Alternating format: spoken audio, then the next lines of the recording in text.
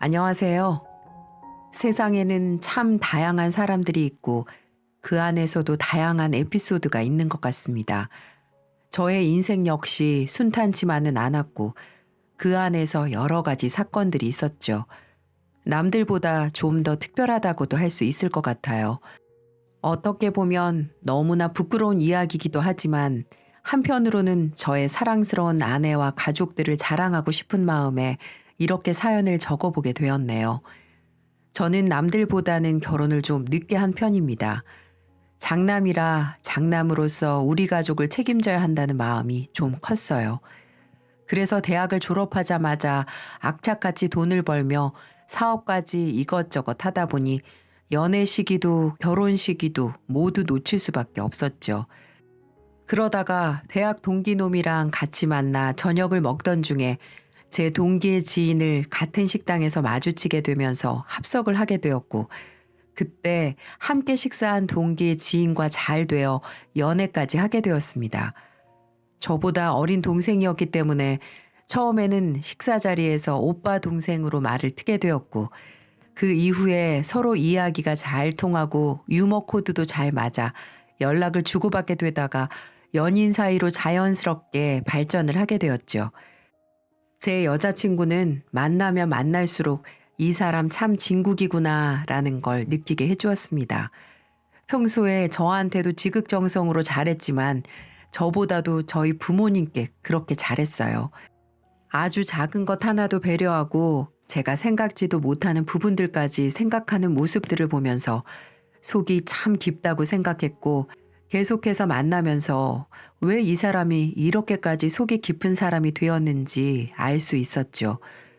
저희는 서로에 대해 진지한 이야기를 자주 하는 편이었는데 한 번은 여자친구가 저에게 자신의 가정사에 대해 이야기를 했습니다. 오빠, 우리가 가벼운 마음으로 지금 이 만남을 이어가는 건 아니잖아. 그래서 지금부터 내가 좀 어려운 이야기를 하나 하려고 해. 이걸로 내가 상처를 너무 많이 받아서 두려운데 오빠라면 내가 믿고 말할 수 있을 것 같아. 지연아, 다 말해.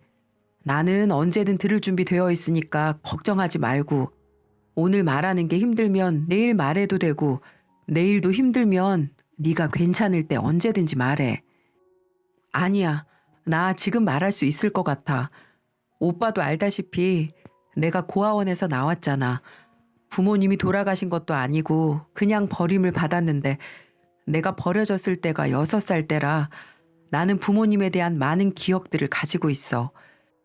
조심스럽게 이야기를 꺼내기 시작한 제 여자친구는 그때부터 정말 가슴 아픈 이야기를 저에게 들려주었습니다.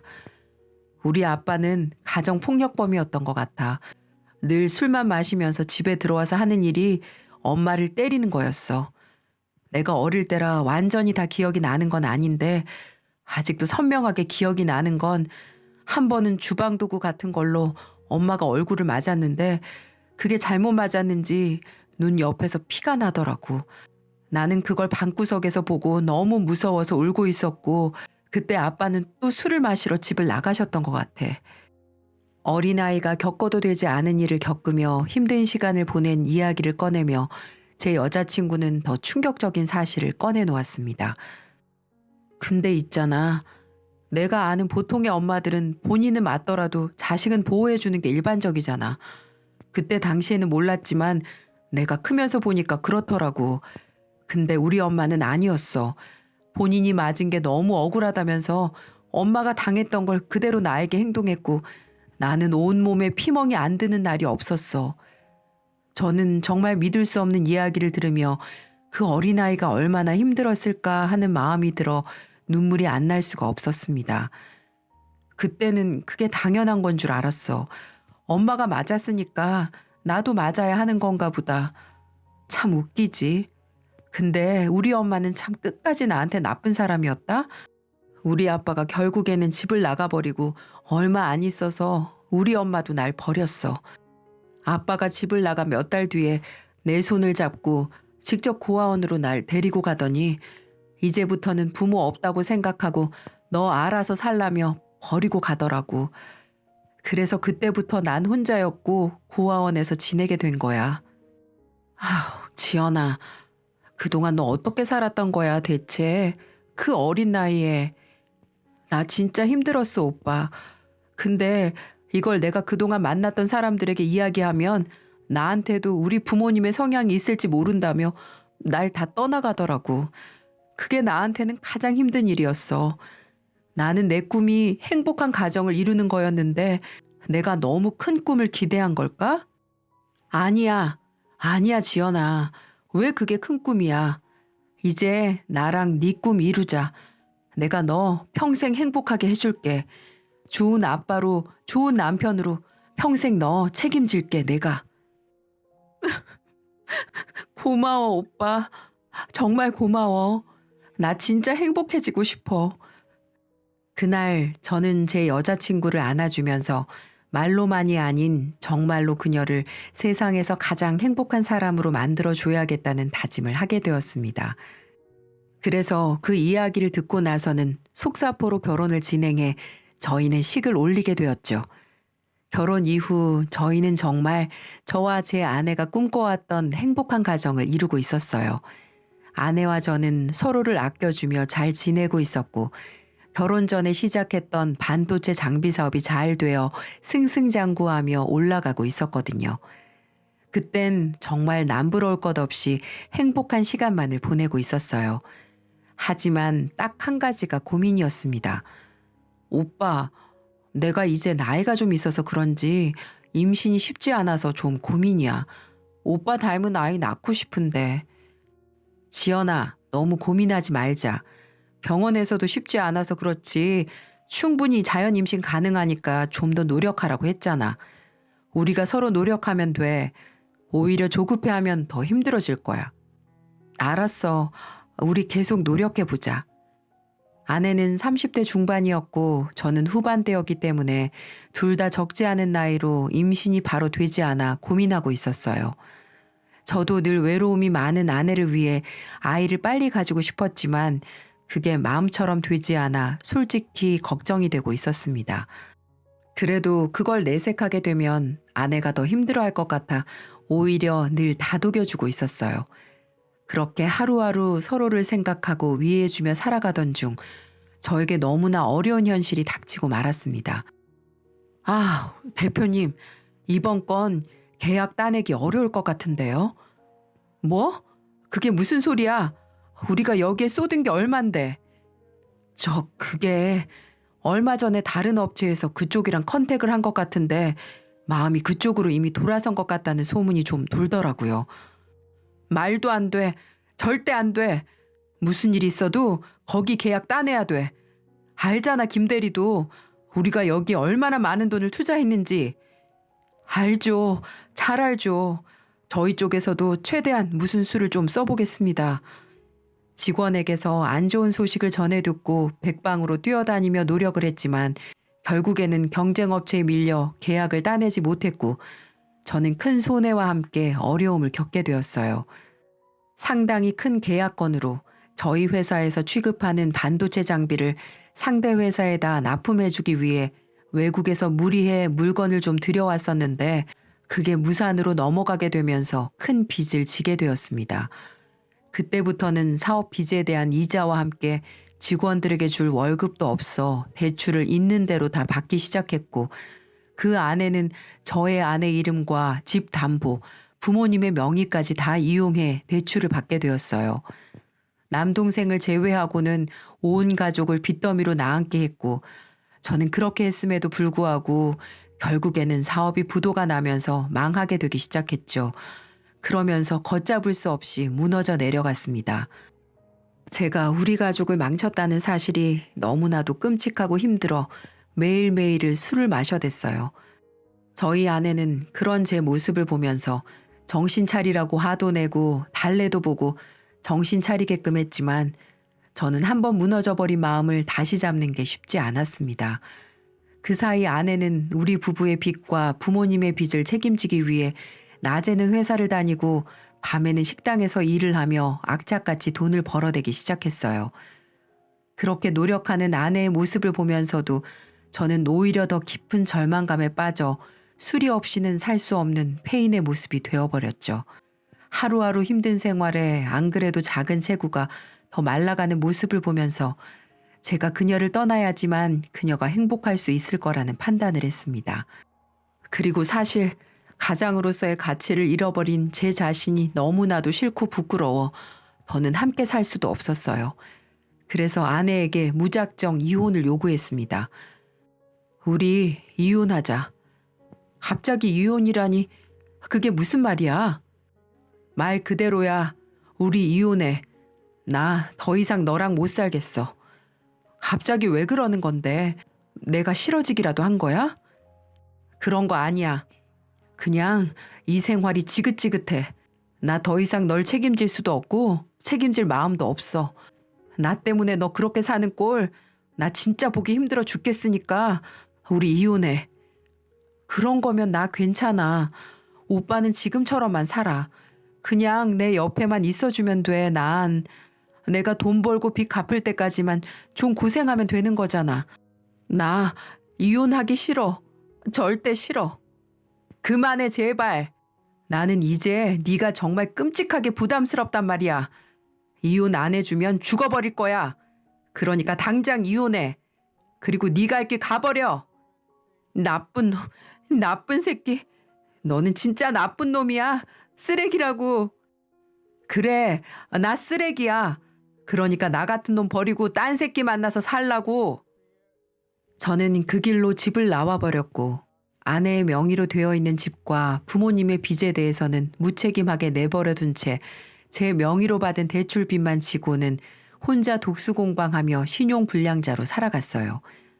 저는 부모님도 찾아가지 않고 모든 주변 지인들과 인연을 끊고는 철저하게 혼자 살아가고 있었습니다. 하루하루 외로움과 그리움에 사무치면서도 다시 용기 내어 세상으로 나갈 자신이 없었어요. 그래서 전국을 뛰며 일하는 일용직 막노동을 하면서 하루하루 생계만 겨우 유지하고 있었고 한 달에 내야 하는 어마어마한 빚만 메꿔 가며 언제 풀릴지 모를 신용불량자로서의 삶을 유지하고 있었어요. 그렇게 한 3년을 살았을까요? 그냥저냥 하루 벌어 하루 먹고 사는 삶에 익숙해져 지내면서 여수에 일이 있어 가게 되었습니다. 여수 펜션공사로 좀 큰 공사가 진행되고 있었고 저는 그곳에서 일을 하면서 지내고 있었죠. 하지만 세상 참 좁다는 말 실감하게 되는 일을 겪게 되었네요. 그날따라 일이 너무 힘들어 같이 일하는 인부들과 함께 낭만포차로 술을 한 잔씩 하러 발걸음을 옮기고 있었어요. 터덜터덜 지친 하루를 보내고 걷고 있던 와중에 저는 뒤로 넘어갈 만큼 놀라며 걸음을 멈출 수밖에 없었죠. 한쪽에서 제 아내의 모습이 보였기 때문이에요. 너무나도 행복하게 웃고 있는 아내의 모습을 보면서 순간 어느새 잊고 지냈던 그리움으로 가슴에서 뜨거운 눈물이 흘러나오려던 찰나 저는 모든 감정이 분노로 바뀌며 그쪽을 향해 쿵쿵 달려가게 되었습니다. 화사하게 웃고 있는 제 아내의 손에는 한 아기가 아장아장 걷고 있었고 그 옆에는 놀랍게도 제 친동생이 같이 있기 때문이었어요. 그건 누가 봐도 사랑하는 연인의 모습이었고 그 아기는 그 연인 사이에서 태어난 존재처럼 보였습니다. 제가 떠나고 나서 남동생과 제 아내가 부적절한 관계가 되었다고 확신을 하며 그들에게 분노에 찬 발걸음으로 다가갔고 남동생과 가까워지자마자 저는 온 힘을 다해 남동생의 뺨을 후려갈겼습니다. 아! 뭐야? 당신 누구야? 형! 형이야? 정말 성철 형이야? 저는 분노를 가득 채워 뺨을 날렸고 그 길로 뒤로 넘어가 버린 동생은 처음에는 갑작스러운 상황에 흥분했다가 저를 알아보고는 맞은 것도 새까맣게 잊은 채 저를 반가워하기 시작하더라고요. 마치 이상가족 상봉하듯 저를 껴안고 난리를 치기 시작했죠. 그리고 그 옆에 있던 아내는 저를 보고 너무 놀랐는지 아무 말도 하지 못하고 입을 막고는 눈물만 하염없이 흘리고 있었습니다. 형, 왜 이제 왔어? 어떻게 온 거야 여기는? 저는 이 모든 상황이 이해가 되지 않아 저에게 계속해서 말을 걸어오는 남동생에게 답을 해줄 수가 없었어요. 왜 이렇게 날 반가워하는 건가 싶어 저는 순간 멍 때리다가 정신을 차리고는 따지기 시작했어요. 뭐야 이 새끼야? 너 지금 이 상황에서 그게 나한테 할 소리야? 어떻게 된 거야? 왜 네가 지연이랑 같이 있어? 이 애는 뭐야? 네가 그러고도 인간이야? 어떻게 뺏어갈 게 없어서 네 형수를 넘봐? 무슨 소리야 형? 도대체 무슨 생각을 하고 있는 거야? 그런 거 아니야. 이 아이 내 조카야. 내 하나밖에 없는 조카고 형 딸이라고. 저는 동생이 하는 소리를 듣고는 모든 사고 회로가 멈췄습니다. 분명히 저희가 이혼할 때까지는 임신 소식이 없었거든요. 그게 무슨 개소리야? 지연이는 임신한 적이 없는데. 오빠 그만해. 이 아이 오빠 아이 맞아. 우리 딸이라고. 지연아. 한쪽에서 아이의 손을 꼭 잡은 채 하염없이 울고만 있던 제 전부인은 그제서야 저에게 말을 걸어왔고 믿을 수 없게도 본인이 현재 손을 잡고 있는 아이의 존재가 저의 딸이라고 말을 해주더군요. 이럴 게 아니라 형, 어디 가서 얘기 좀 해. 내가 다 설명해 줄게.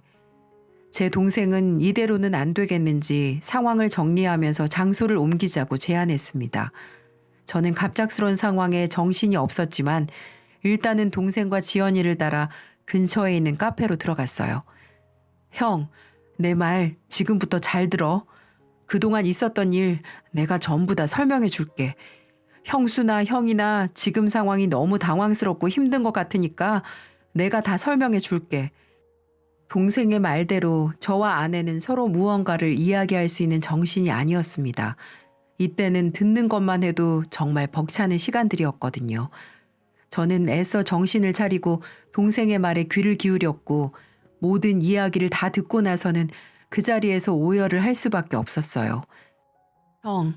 형이 그렇게 나도 부모님도 형수도 다 버리고 도망가 버리고 나서 내가 형수를 찾아갔었어. 솔직히 처음에는 형 찾아다니고 충격받은 부모님 보살피고 하느라 형수 신경도 못 썼어. 어차피 이혼했으니까 형수 갈 길 가서 잘 살고 있겠지라고 생각했거든. 근데 그래도 가족이었으니까 또 형이 좋게 떠난 것도 아니고 해서 잘 지내고 계시나 궁금한 마음에 찾아갔지. 근데 임신을 했더라고. 너무 놀라서 물었지. 어떻게 된 거냐고. 근데 형수도 형이랑 이혼하고 나서 알았던 거지. 본인이 임신한 상태였다는 걸. 그래서 나도 백방으로 형 찾아보려고 노력했는데 핸드폰 번호도 바꿔버리고 잠적한 사람을 어떻게 찾아내겠어. 결국에는 형수가 태교하고 아이 출산할 때까지 부모님이랑 내가 돌봐드렸어. 형이 떠넘기고 간 빚 때문에 형수는 일도 계속할 수밖에 없었고 나도 일 투잡 뛰면서 부모님 빚에 형수 빚에 계속 같이 갚아나갔고 저는 동생의 말이 들려올 때마다 눈물이 앞을 가려 눈을 뜰 수가 없었습니다. 형수는 형 돌아올 거라고 하면서 그 집 어떻게든 지키려고 했는데 우리가 반대했어. 그거 어차피 담보 잡힌 거 빨리 해결해서 빚 얼마라도 청산하고 부모님 집 근처에다가 집 하나 작게 구해서 아이랑 잘 지내는 게 더 중요했으니까. 그래서 어쩔 수 없이 그 집도 다 팔아넘기고 지금은 부모님 집 근처에서 형 딸이랑 형수랑 둘이 지내고 있고. 형수 그동안 고생 많이 했어. 나나 부모님이 많이 도와주긴 했어도 그래도 엄마 혼자 애 키우는 게 쉬운 일이 아니잖아. 근데 그 와중에도 우리 부모님이 본인 부모님이라면서 형수 시부모 되는 우리 엄마 아빠한테도 얼마나 잘했는지 몰라. 집 근처에 살면서 맨날 들어가 집 쓸고 닦고 저녁 다 차려놓고 얼마나 지극정성으로 있었는데 그게 다 형 기다리면서 언젠가는 형이 돌아올 거라는 믿음이 있어서 그럴 수 있었던 거야. 지연아, 미안하다. 미안해, 지연아. 저는 동생의 말을 다 듣고 나서는 제 자신이 너무나도 한심하고 부끄러워 고개를 들 수 없었어요.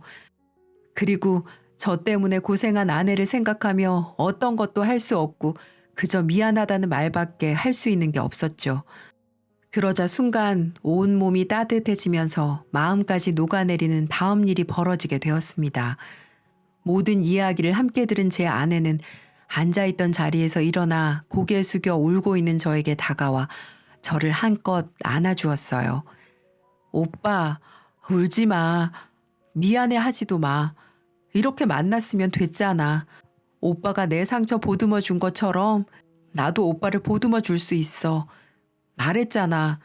내가 오빠 평생 행복하게 해줄 거라고. 나는 한순간도 오빠를 놓은 적이 없어. 오빠 마음 약하고 좋은 사람이라 나한테 순간은 실수했을지 몰라도 끝까지 그럴 사람 아니라는 거 나 다 알고 있었어. 그래서 오빠가 반드시 돌아올 거라고 확신하면서 기다릴 수 있었던 거야. 그러니까 이제는 제발 나 떠나지 말고 나랑 우리 딸이랑 같이 있어줘. 나는 정말 그거 하나면 돼. 놀랍게도 저를 원망하며 뺨을 후려갈겨도 부족한 저에게 제 아내는 오히려 제가 아내의 상처를 듣고 나서 안아주었던 것처럼 저의 한껏 움츠려진 어깨를 세게 끌어안아 주었습니다. 그동안 힘들었던 모든 시간들이 주마등처럼 흘러가면서 제 한심한 모습을 반성하게 되었어요. 그리고 든든한 등대처럼 저를 기다려준 그녀가 너무나도 고마웠고요. 감격적인 재회를 통해서 저는 다시 그들에게 돌아가기로 마음먹게 되었습니다. 저로 인해 힘든 삶을 산 그들을 다시 책임져야겠다는 힘이 마구마구 생겨나게 되었거든요. 그 모든 것은 저를 향한 아내의 변함없는 사랑 덕분이었어요. 아내가 저에게 희생과 사랑을 아낌없이 주었기 때문에 제가 다시 어둠을 이기고 일어날 수 있었던 거였어요. 그리고 그 외에도 저는 그날 놀라운 사실들을 더 많이 알게 되었습니다.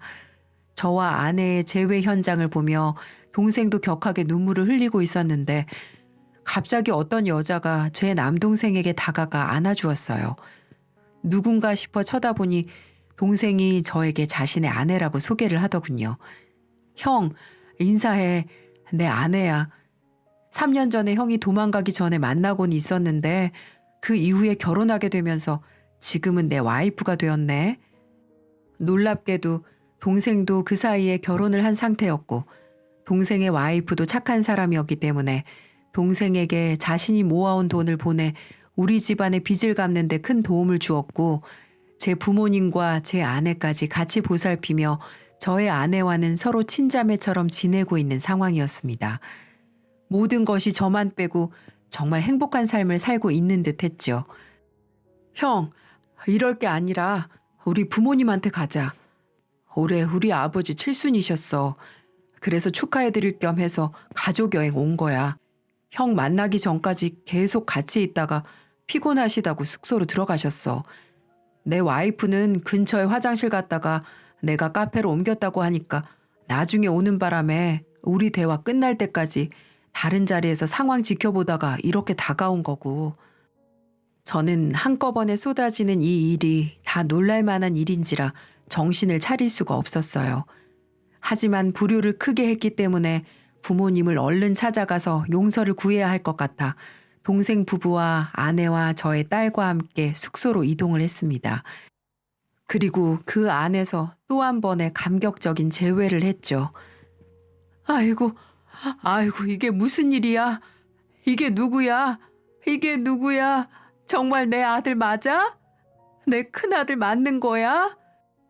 숙소로 들어가자마자 보이는 제 얼굴에 어머니는 눈물을 흘리며 저를 끌어안기 시작했고 아버지도 함께 다가와 눈물을 흘리며 저희는 서로를 마음껏 안아주었습니다. 한참을 끌어안고 있다가 셋이 제대로 얼굴을 보며 이야기를 시작할 때 평소 무뚝뚝하셨던 아버지가 눈물을 또다시 뚝뚝 흘리며 말씀하셨습니다. 그리고는 아내에게 위로받았던 것과는 또 다른 차원의 큰 위로와 감동을 받게 되었어요. 성철아, 실패해도 된다. 얼마든지 넘어져도 돼. 얼마든지 무너져라. 그럼 우리가 또 일으켜주마. 그러라고 가족이 있는 거야. 그러라고 부모가 있는 거다. 아버지의 이 한마디에 저는 수도꼭지처럼 눈물을 흘릴 수밖에 없었습니다.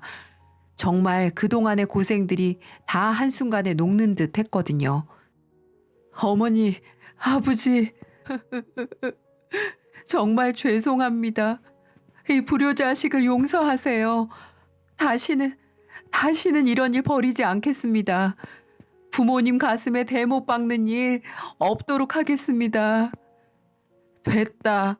됐어, 내 아들. 이렇게 살아있으면 된 거야. 이렇게 다시 와줬으면 된 거야. 앞으로 그러지 않으면 돼. 그러면 된 거다. 아이고, 내 새끼. 그동안 얼마나 고생을 했으면 그 좋던 얼굴이 다 상했어. 괜찮습니다, 어머니.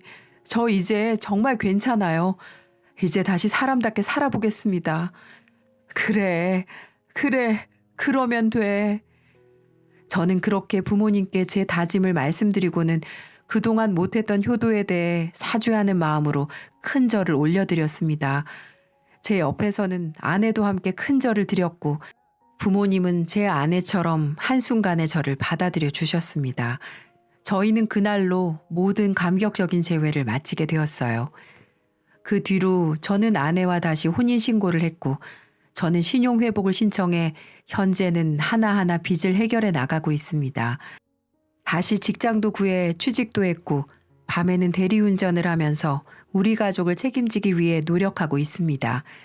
놀랍게도 딸은 아내가 매일 제 사진을 보여주며 아빠라고 알려주었기 때문에 처음에는 어색해하다가 금세 저를 아빠로 받아들여 주었고 지금은 누구보다도 애교쟁이 딸로서 잘 커나가고 있어요.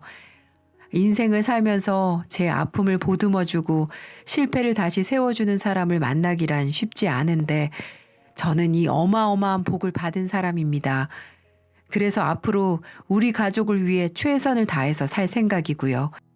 사랑하는 지연아, 그리고 예쁜 우리 딸 미소, 이 아빠가 평생 행복하게 해줄게. 사랑해. 감사합니다.